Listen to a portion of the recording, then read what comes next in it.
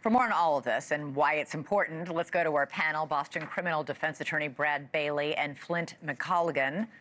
Flint, did I get your name right? He's a big, very important reporter in the Boston area for the Boston Herald. Did I just say it right? Maybe overstating it, but McColgan is my last name. Yeah. But more importantly, he's in covering this trial day in and day out.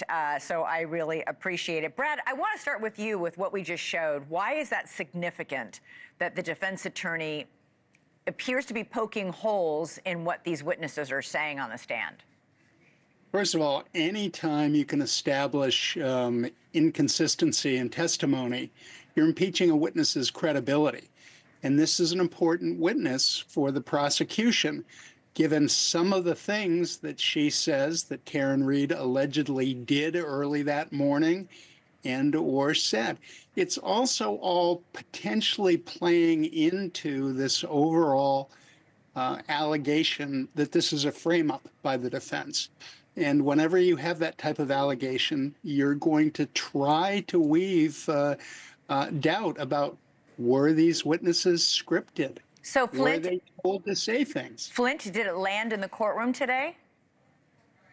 Certainly, what Brad was just saying, it's setting up this conspiracy angle, maybe orchestrated by Jennifer McCabe herself. And so I think I don't know.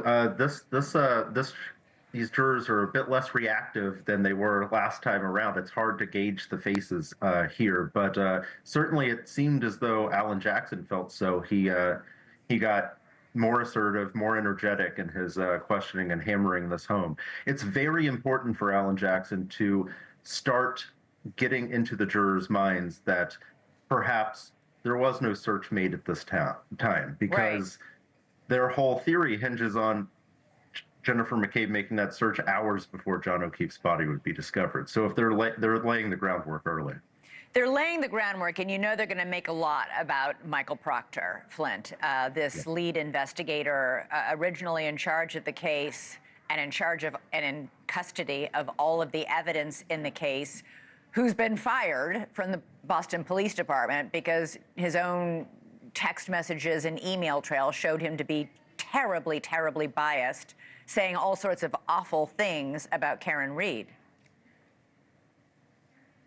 Yes, I don't know. Is this for me? Yes. Right after the last trial ended in mistrial, the Massachusetts State Police actually put him on administrative leave, and then there was a long process, and eventually, earlier this year, he was officially fired. And that's, this is the lead investigator. The case doesn't really exist for the prosecution without everything that he's been involved of, and it's certainly not going to help their case that he was fired. I mean, that's going to leave a bad taste in the jurors' mouths, I think. So that's going to be an uphill battle for the prosecution regarding anything that Proctor has touched, which Alan Jackson said in his opening, his fingerprints are on every aspect of the case. Brad, how do they, they're going to have to call him to the stand, right? We're going to see Michael Proctor. Is the prosecution going to call him?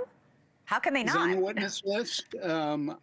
I think there had been a lot of debate as to whether they were going to do it, but I think that the feeling probably is it would be worse, and the inability to explain why the lead investigator isn't there might have been more of an obstacle than prepping him that you're just going to have to live with this. You're going to have to live with, I made misogynistic statements, I made inappropriate statements, but again, he's the big specter looming over this whole trial already. You saw it from Jackson's opening statements. Yeah. Obviously, the advantage in a retrial is the prosecution has had almost 9 months to figure out, how are we going to rehabilitate him? Can we really rehabilitate him?